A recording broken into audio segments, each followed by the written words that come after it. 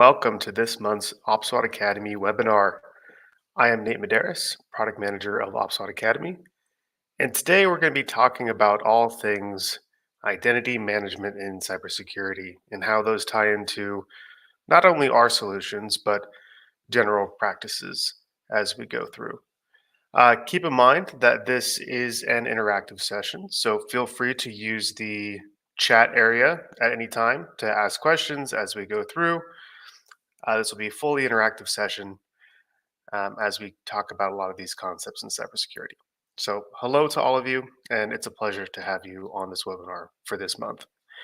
I also have a special surprise for those of you that do stick around till the end as well. So, stay tuned. At the end of the webinar, we have a little treat for those of you that have joined this webinar with us today as we go through. So, this is about identity management and identity and access management through our applications in cybersecurity. This has been a tried and true long term challenge in protecting our assets. And also, there's been many kinds of iterations of solutions that we've used throughout the decades in cyberspace to facilitate authorization and authentication.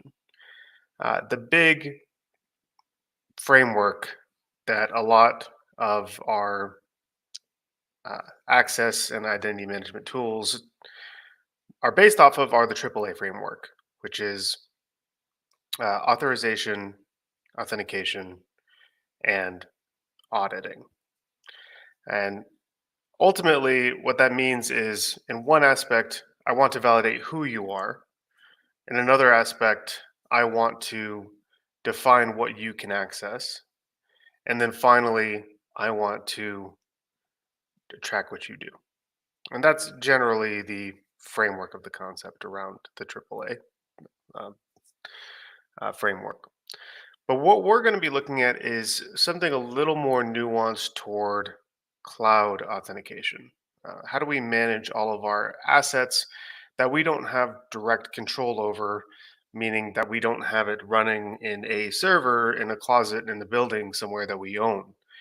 A lot of new applications, new processes, especially with work from home environments, um, and ultimately just moving toward a generalized cloud infrastructure in day to day enterprise work. We see uh, a shift on how we have to manage access to things. We can't rely on, oh, they're in my building, so I know I can trust that person anymore. We have to validate people that are accessing a resource that could theoretically be accessed by anybody, right? Because it's in the internet. So, how do we manage that? Well, there's two authentication mechanisms that we're going to be talking about today. There's SAML 2.0 and OAuth, and ultimately OIDC. Because OAuth itself, as we'll talk about soon, is a delegation framework, not an authentication framework. Um, but it has been used in that way for um, quite a few years. So OIDC is the standardization for that, but we'll talk about that soon. So I want to get started with drawing up a diagram. And I want to draw up a diagram about what the challenge is first. We'll start with SAML and ultimately how it works. And some of you may have seen SAML and SSO in action before. Some of you may not, but we'll go through it together. So I'm going to go ahead and share my screen. And it's just going to be a blank white sheet for now. Great. Okay. So what is the issue? What is the problem that we're solving? Well, first we have our user. And our user needs to access some kind of resource. So we'll call this resource, um, let's say, we'll make a few well-known ones. We'll call this Salesforce, and we'll make another one. Maybe we'll call it Zoom.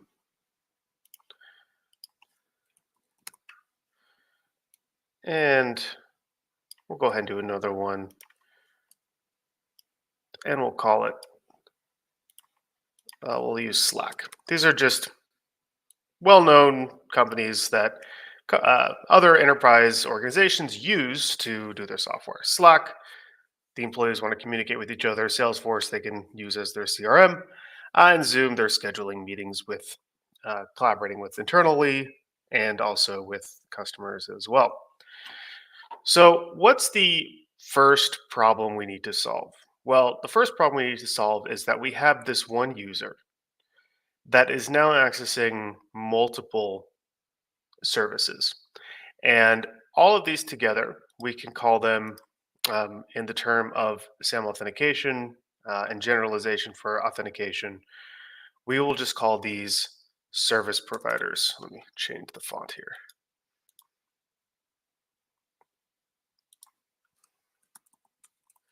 Service providers, or SP. We'll see that as that comes up. So the service providers is ultimately the only thing really that the user cares about. They want to access their Salesforce instance. They want to access Zoom so they can schedule calls, and they want to access Slack so they can message other colleagues as well. But there's an issue actually with this. Uh, just from a security standpoint, we have three different solutions, all with their own database. And that database has the user credentials on there. So if we have three different applications, all with their login information, well, now the user has to go into Slack, enter their credentials, go into Salesforce, into their credentials, or go to Zoom and into their credentials. And a lot of times people will just end up using the same password for all of those things anyway, because in an enterprise environment, we are dealing with, potentially dozens of applications that we need to use on a daily basis. Very few employees in general, even though we wish they would, but very few of them are going to take the time to actually create a rotating password practice, um, and differentiating passwords for differentiating um, applications and services. It just becomes, from a logistical standpoint, difficult to track, but even on a personal level for that individual, uh, difficult for them to remember different passwords. And why would you want different passwords for different applications? Well, if one of these applications, or let's say we had another service provider that's, um, has a lower security standard than Slack, Salesforce, or Zoom. Perhaps it's, some relatively new startup company service that you guys are that the company's using. It could be any kind of instance, and that, one of these service providers, or a additional one, gets a breach, and if that password is leaked from an additional service, now whoever stole those passwords can try accessing these other applications with that same password. And that's where the problem really comes in, because the more locations you store that password, the higher the chances are of that password being leaked through some kind of breach, because now you have more targets for the attacker to essentially extract that information from. So having the same password for lots of critical applications stored in multiple locations is already bad news. It's already not the best practice that we can hope for here.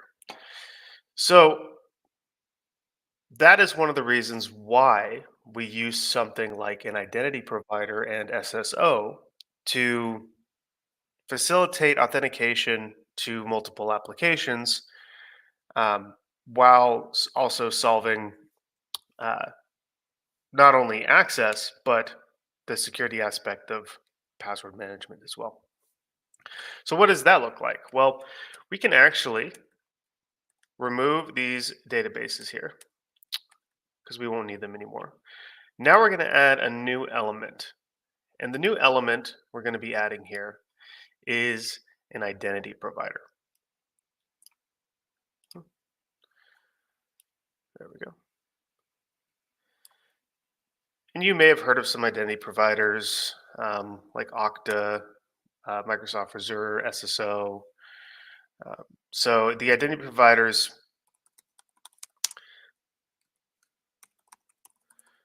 is often referred to as IDP, an identity provider.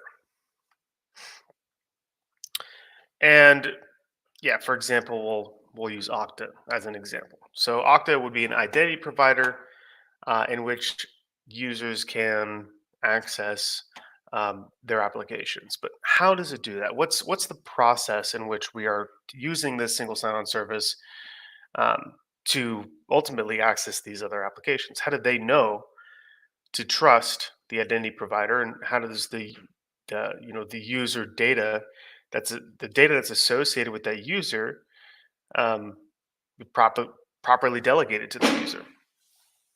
Well, usually with the identity provider, they're being brought onto existing systems.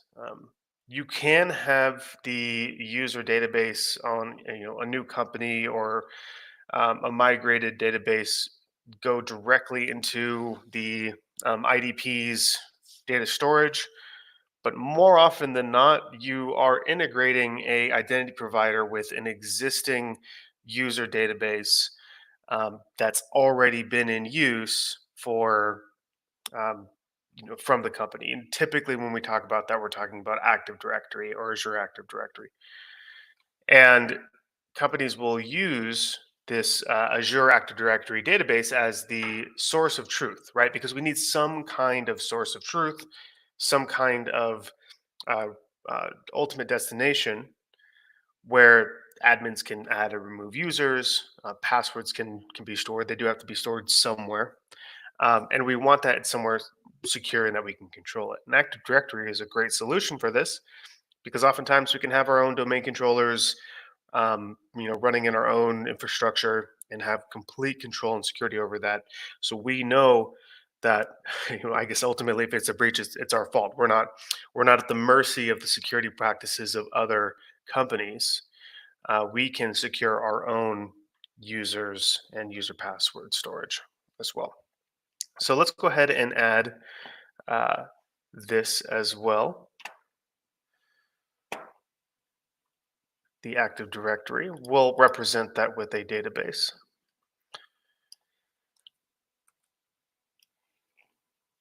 And we'll just put this over here. We'll call this user database. And really, this can be anything. In the example I just talked about,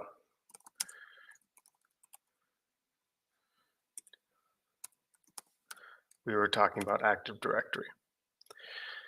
So any kind of truth, any kind of true, a single source of truth that we can use.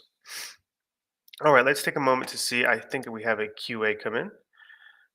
Can this be implemented for personal use at home? Yes, it can. Usually, as we'll get into with the service providers, um, you have to set up some kind of trust with an identity provider itself, and you know there may be some um, personal price plans uh, for personal use. I'm more familiar with enterprise identity providers as well, because ultimately what we're trying to do is prevent our employees from having their passwords leaked. Usually, when we're talking about um, personal use, you see more along the lines of the OAuth and OIDC, which we'll look at later. Typically speaking, with SAML, because we have to pay for the identity provider service, and we also have to set up the trust between the service provider and the identity provider, we're looking at something that's usually out of the scope of personal use.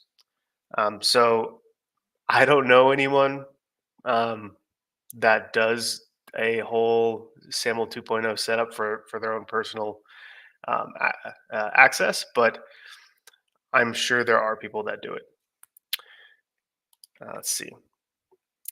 Let's see. This morning, someone is trying to log into my account from one of my Gmail accounts. Yeah, I mean, people are always trying to find ways to access data, and oftentimes, they're using good old-fashioned password cracking, password guessing techniques, and things like that as well. There's dictionaries that they can use.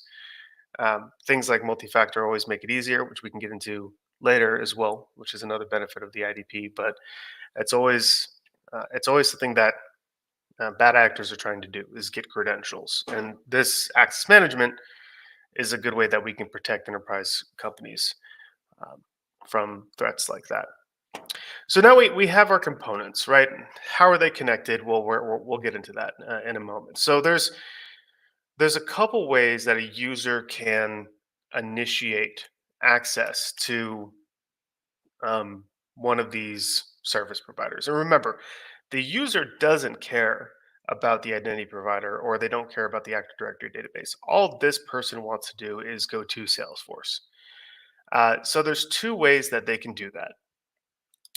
And we'll go ahead and go over um, we'll go over both of them. So I'll start with something called an identity provider initiated single sign-on. This means that this user, instead of going directly to Salesforce, they'll go to some portal, some web portal page. Usually you'll see it as a list of applications. So for Okta, you would go to Okta and you'd see buttons for Slack and Salesforce and Zoom. You see that through a lot of IDPs. That's called an IDP initiated SSO because I click on the Salesforce application from there. There's also the uh, SP initiated SSO or service provider initiated SSO, in which case the user goes directly to salesforce.com or Salesforce or Slack or whatever it is, and the SSO process has to be initiated from there. And typically, what you see is the application has to do something to find out if that user even has SSO set up in the first place. And the way that most companies do it nowadays is you'll enter your email, just your email. It won't ask for your password or anything. It says, please enter your email. And then from there, it makes the decision, oh, this user is associated with a setup SSO account. Now I can present them login, uh, the login window essentially for that. So let's go ahead and we'll go ahead and go through the SP initiated SSO. We'll continue with this process. So essentially, what's going to happen is the user is going to go to Salesforce.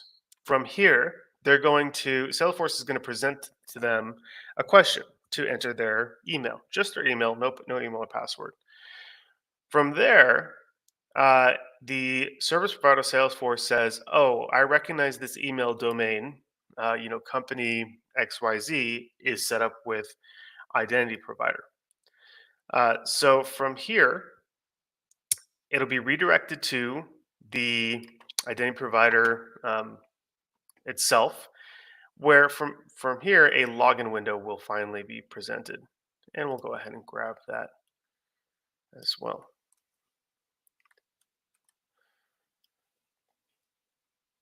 So a login window will be presented to the user. The user will provide the credentials, and the credentials. Let's move this actually.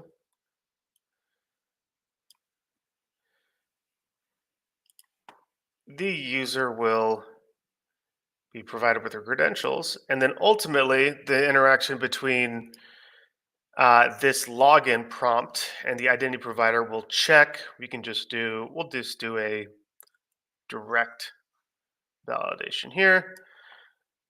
The user will be validated against the true database, and a lot of times this identity provider is communicating directly with um, the Active Directory service. So in reality, it's more like the IDP has a login window, it gets a return, then it goes to the Active Directory and gets returned. But for simplicity, we'll just do this loop here.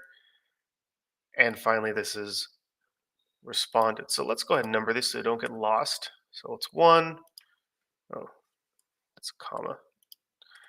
1, 2, 3. The user is validated against the database. Then it's returned true if it's verified. Obviously, if they don't have the correct password, it won't be returned true. Then ultimately, what happens next? This is where the magic happens with SAML, and this is where I actually get to explain what what SAML actually means. This is where a token is provided back to the service provider. And SAML itself, so SAML, looking at SAML 2.0, stands for Security Assertion Markup Language. Now, this assertion is really where most of the integration actually comes into place. You can think of this as a specialized token or list, essentially, that tells the Salesforce application everything it needs to know about this user, right? If they have special permissions, what their username is, everything essentially with associated with that particular user account. And this relationship set up between Salesforce or any of these other service providers are set up through a um, certification process, meaning that there's a certification trust set up between the application and the identity provider so that anything that this application, this IDP service sends to Salesforce, Salesforce can validate that um, through the certification trust process uh, and basically accept these tokens that say this person is John Doe, they're part of administrator group, they have access to all 4 tenants, right? So all of those things can be put in the assertion, and Salesforce can accept that and then delegate those proper permissions through here. So with this process, we actually have both um, authentication and authorization, because the authentication happens through here at this point. Maybe I'll draw a red line. The authentication is happening here, and the IDP has a list of particular policies, security groups, uh, basically what that user can access associated with that user list. That could even be on a security group in Active Directory that's syncing with the IDP as well, and delegated and sent out finally to the Salesforce application. So here we have um, authentication and then the authorization component right here. And essentially, that is SAML in a nutshell. It's a great way to have a single source of management. And there's 2 ways that companies tend to continue to manage and service this once everything's set up. Um, Either the company itself is managing to the IT department everything through the IDP, they're setting up their groups and they're setting up their access, or there's a really strong sync between the IDP and some existing user data source like Active Directory, where most of the management happens here. So I could say, user has Slack access. I can set that up here, or user has Zoom access. That can be set up in Active Directory, also with the IDP. So it just depends on what the existing infrastructure already is for an organization, um, and how that's managed. But once it is set up, then it's great because you have that single source of management for an identity solution.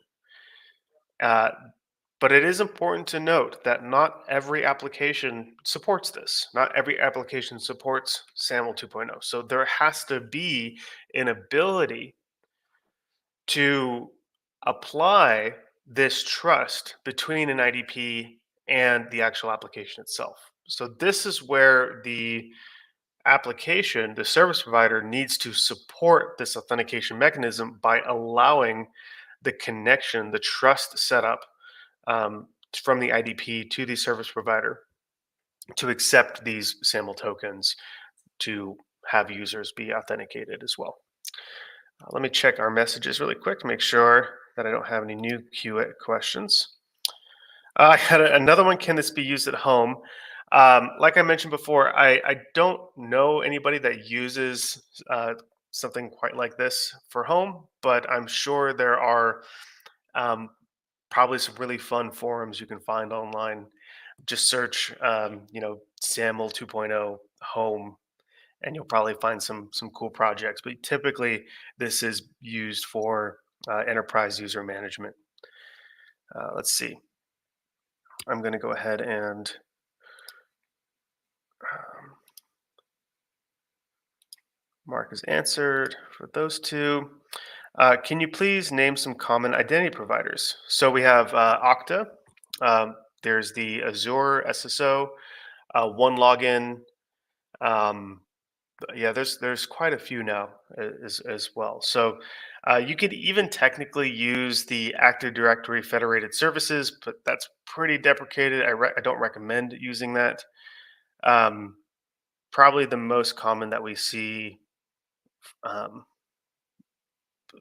the most common that we see are Microsoft, the Microsoft Azure SSO, and Okta are the two most common that I've personally come across in customer environments. Let's see. How does the application service provider authenticate that the email entered by the user has SSO enabled? How does the application service provider authenticate that the email entered by the user? Okay, so I think I understand what the question is asking. So how does the service provider know that the user has SSO enabled? Well, usually it's by domain, and there's actually a few ways. There's no um, the funny thing is there's no true truly defined way to do this as well. So sometimes you see some creative ways that service providers get this information from the user, but essentially the most common way is when I go to log in, let's say at Salesforce, um, I will be provided to or asked to enter my password. Sorry, excuse me, enter my email with no password, just the email. And then what the service provider does is it looks at the domain of that email. So it'll say, xyz.com. And it knows, okay, this domain, right? Because that associated with whatever company that is, this domain, all of their users are SSO users. So now I'm going to redirect to that SSO. That's usually how it's done.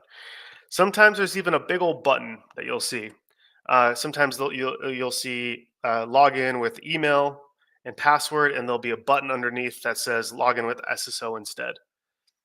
There's no standard on that as well, but that only needs to happen when you go to Salesforce first, because the other process, as we talked about before, and I'm going to go ahead and backtrack a lot of these things.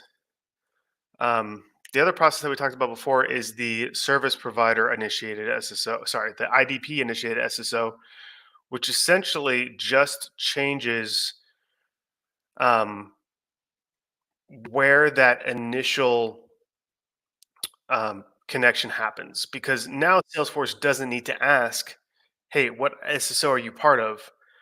Um, the IDP is initiating the registration. So it goes through its entire process of validation that the user is currently logged in, which typically you're already logged in if you're clicking the application inside of your IDP. Um, and essentially skips that first step. So if I click Salesforce inside of my Okta portal or Azure portal, what I'm doing instead is the identity provider is then initiating that connection out to the Salesforce or Zoom or whatever it is, and immediately providing um, that assertion upon connection.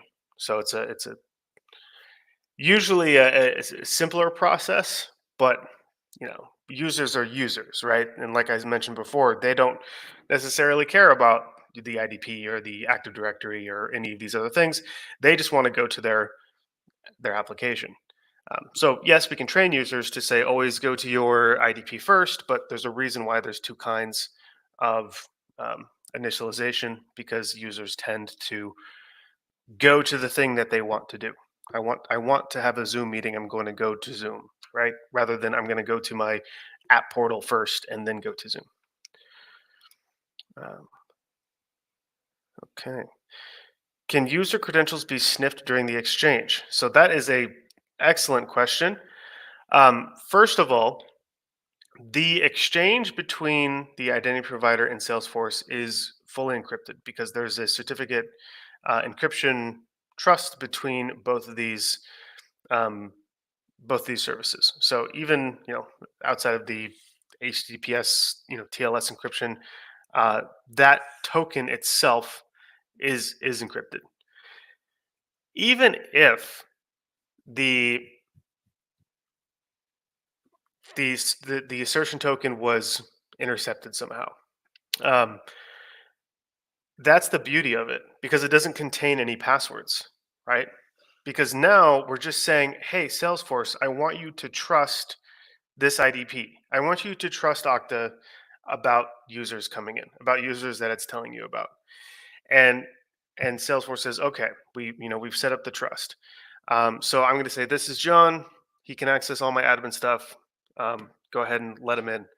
I don't need to give the password to validate that it's John because I've already done that.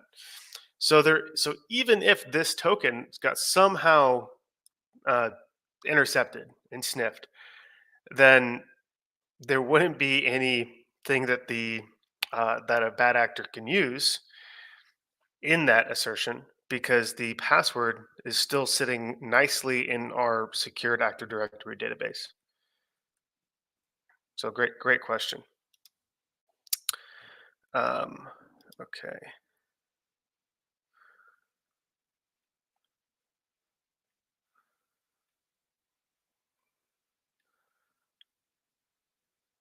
I think we are caught up with our questions. Okay. So moving on, let's talk about some cool stuff that we can do with this from a further cybersecurity perspective outside of just what we see here from authentication and identity management. Uh, we actually use this at OPSWAT with one of our solutions called Metadefender IT and OT Access. And we do something really cool with this service provider process. So I'm going to go ahead and clear out, let's clear out some of this. And do something like this.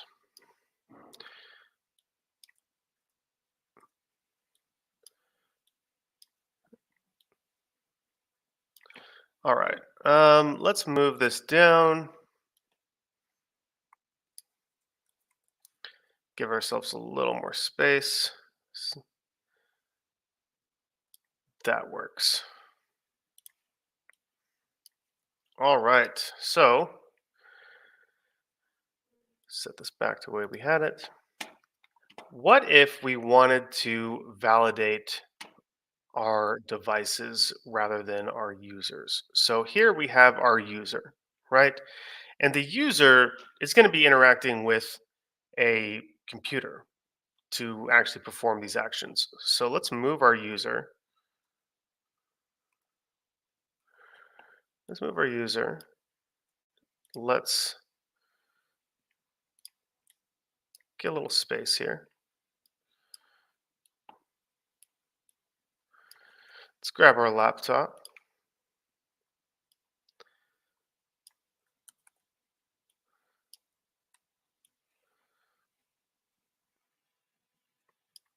And let's have the user interact with the laptop first.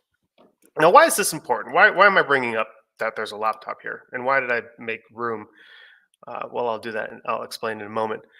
Uh, the laptop itself is something that's typically not considered when we are talking about our access to these service providers. And that's a huge vulnerability in a lot of uh, corporate policies and processes. Because just because I trust that John, John Doe, uh, should have administrator access to Salesforce, that doesn't mean that he can't. It's impossible for him to have a laptop that's infected with malware.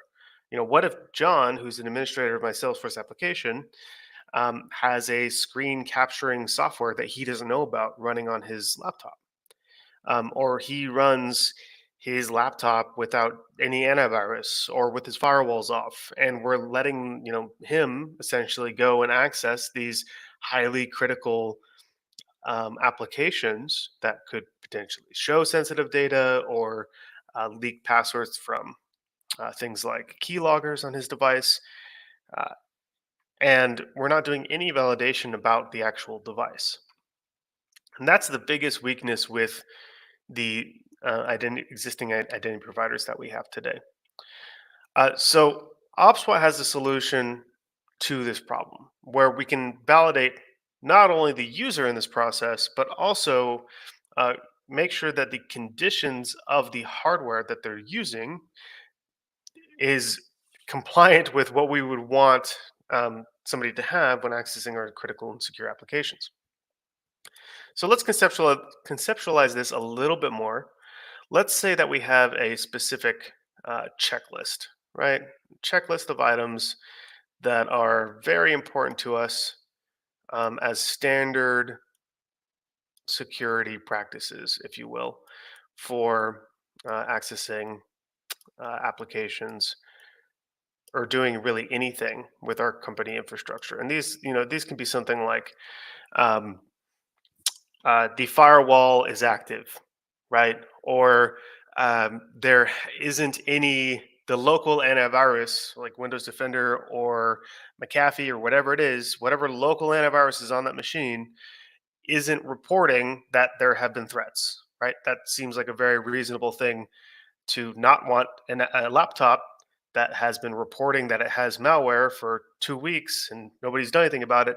We don't want that laptop accessing our admin portals of our highly critical CRM system. It's a very reasonable request. So we have our checklist. So we want to make sure that all of these things are true before we let this laptop fully access the Salesforce application. So the way that we can do that is actually very similar to the process so far, but we can add another step here. And the other step is essentially Salesforce will do the initial process of, okay, what IDP are you associated with? So that hasn't changed. And we'll do the IDP initiated SSO process again, since we already have it set up. The user goes to Salesforce. Salesforce asks, what domain are you part of? Oh, you're XYZ. You are associated with Okta. I'm going to take you to the Okta portal. We do our login at Okta. We get validated. Now, instead of that assertion token going directly back to the IDP, this is where we can do something cool. Because we're setting up a certificate authority trust between the identity provider and Salesforce. Basically, what I mean by that is we're telling the IDP where to go, and um, and we're telling Salesforce where to accept from, and what a certificate from the IDP we can import into Salesforce to trust that traffic. So we're importing the certificate from the IDP into Salesforce, and we're saying you can trust traffic from here. Well, we can actually finagle this a little bit to have an additional solution here. And we're going to call this our compliance check. All right. Compliance check software server. Compliance check software server. Trying to explain clearly what the meta access ITOT access does, or meta defender ITOT access does. Essentially, what we're doing is we are making an additional step that says instead of going directly to here with the SAML assertion token, we're going to send it to a different location first. And it's the same thing as if it was here with the same token here.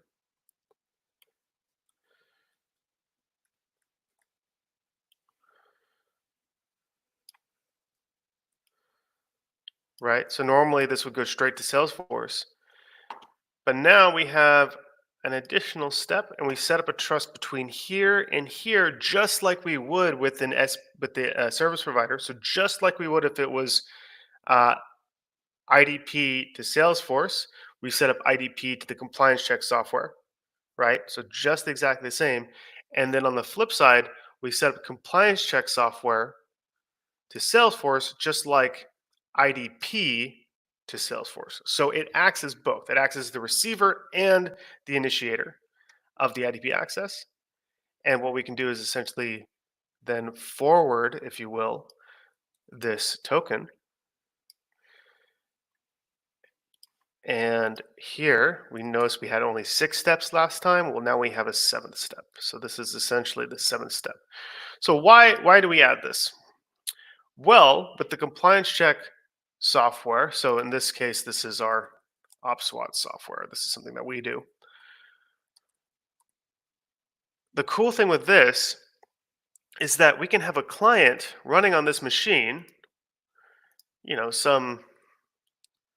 just call it, I'll make a square. We'll call it a OPSWAT client. I'll make this small, too small. OPSWAT client. That says OPSWAT client for those of you that can't read. There's an OPSWAT, not can't read. That's too small to read. This is a client that's running on the software that's actually checking for all of these things in this list. So we already mentioned that there are a certain set of things that we need to validate that need to be true for us to allow this device, this user and device grouping, essentially. Does the person have the proper authority to access these resources, and is their device reasonably safe enough to access these resources? Right now, we added that whole second layer to this. So now with this client, the client itself, maybe I can do a. Should have done a little bit of a different diagram so I can show you this, but imagine this client, the client itself is going to report to this software checker, and we'll just go around everything, I suppose. There we go, that works. So the client is reporting essentially the status of all of these checks to this software checker, and it's going to say the current state of the device is compliant with our services or not. So essentially, if everything is green, all the conditions are true, the firewall's up, there haven't been any recent reports of malware on the device, and the device is encrypted, everything that we care about, all of those things are true, which is completely customizable and depending on your organization's policies. Then we allow this section here. We allow this to be sent to the Salesforce IDP.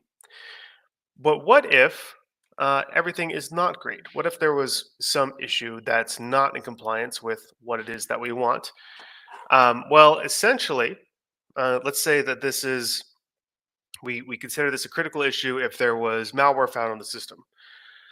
We don't want them accessing the admin panel of Salesforce, even though this person has permission to do it. Their device is not safe. So what do we do instead? Well, we don't forward them to Salesforce here.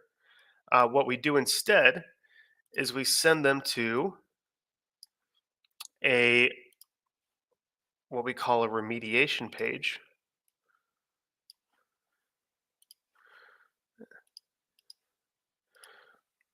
And we'll set this back to 28.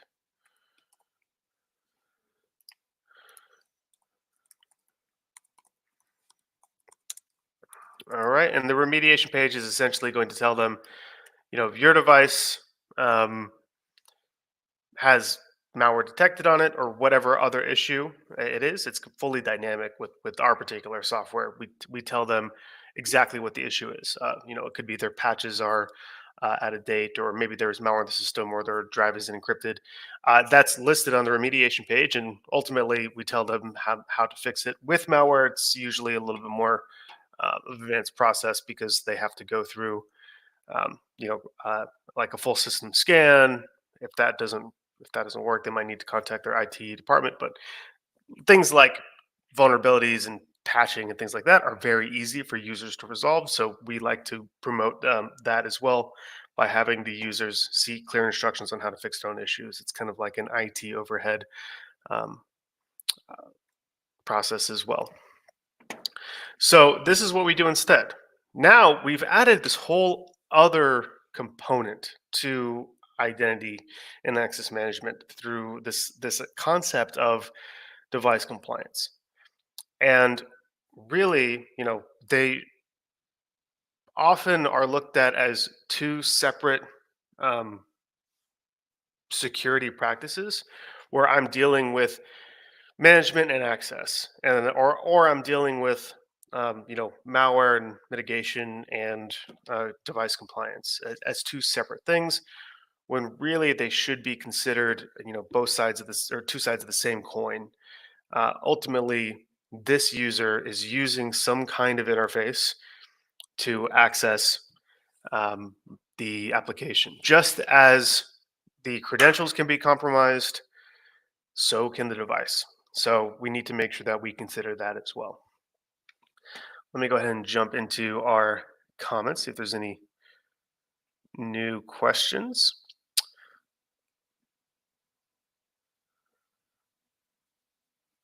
All right. So the question is, how fast does the process take?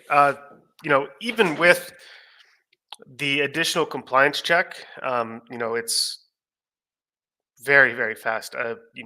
Yes, there are more servers that are talking to each other, but we're not talking about like a long scan time. We're talking about just, a few milliseconds of a one server infrastructure talking to another. It varies depending on where you are in the world and where the infrastructure actually resides.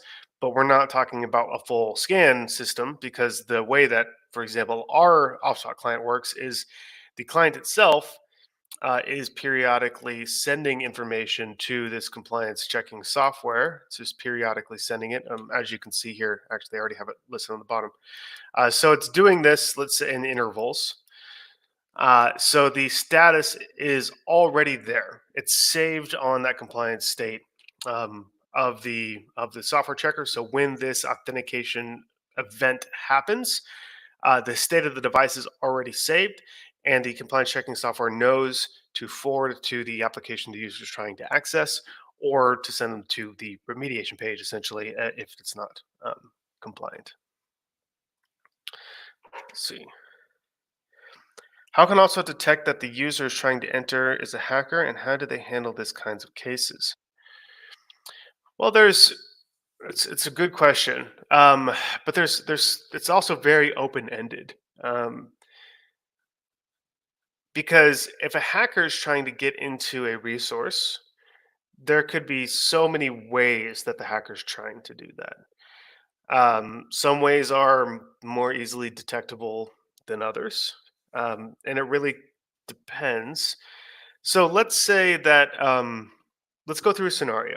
So a hacker is trying to log in to one of an account, for example.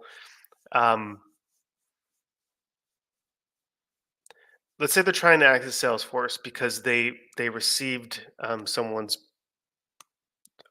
email, and they're trying to guess their password.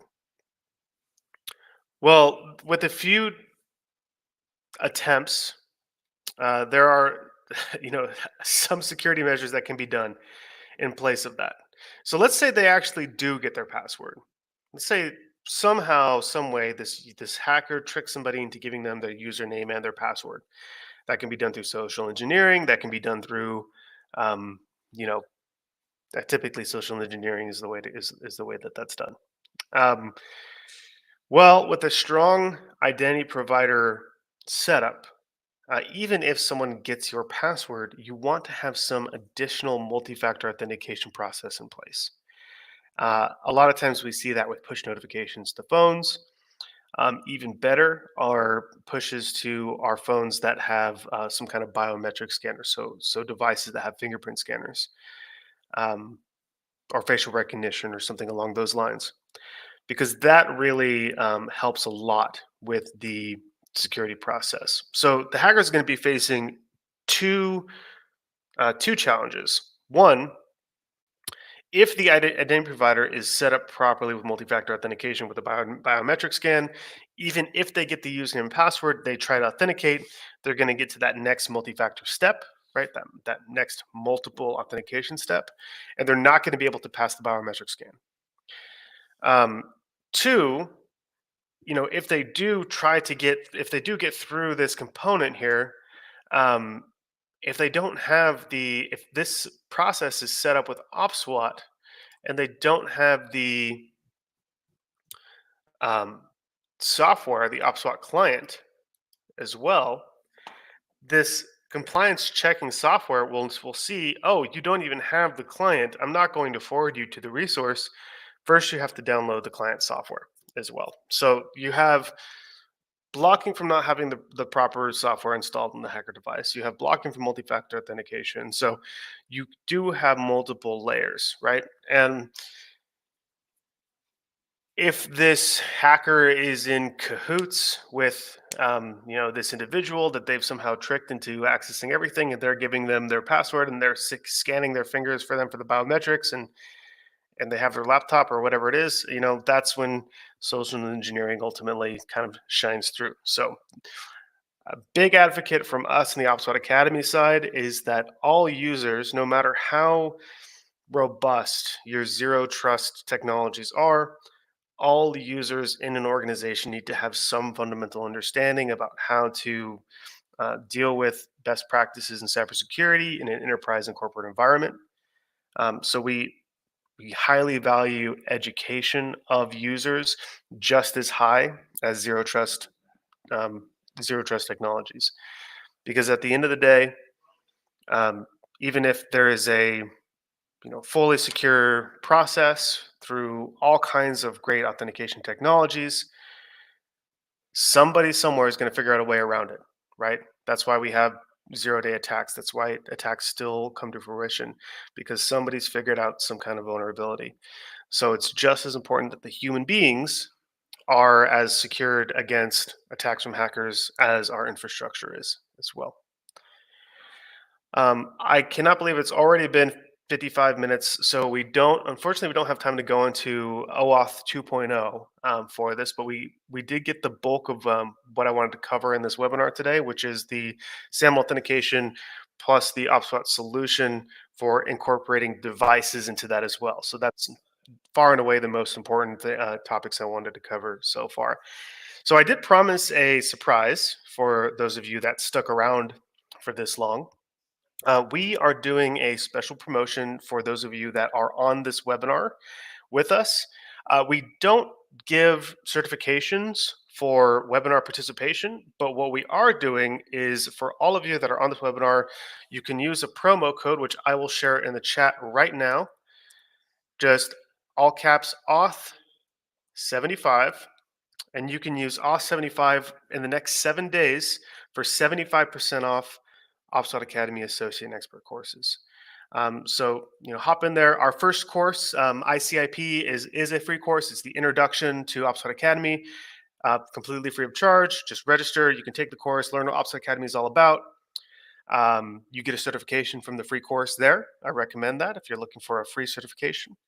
And then if you are interested and you want to look at additional content, you can use that Auth75 code in the next 7 days for 75% off any of the next material. So I recommend checking that out, and that's opswatacademy.com. So thank you, everybody. This webinar is being recorded, and we will publish this in 7 days as well. So next Thursday, you'll see that on the OPSWAT Academy site. We're doing that so that you guys have exclusive access to that 75% discount. So as soon as that discount's over in 7 days, this recording will be published on the website. You'll also get a follow-up email as well, letting you know that the webinar has been published and a link to it as well. If you had some connectivity issues or want to go over something, you'll be able to see that again. So thank you, everybody. Once again, my name is Nate. I'm the product manager of OPSWAT Academy. We do webinars like this every month, so keep an eye out, and I look forward to seeing you all again. Thank you so much for joining.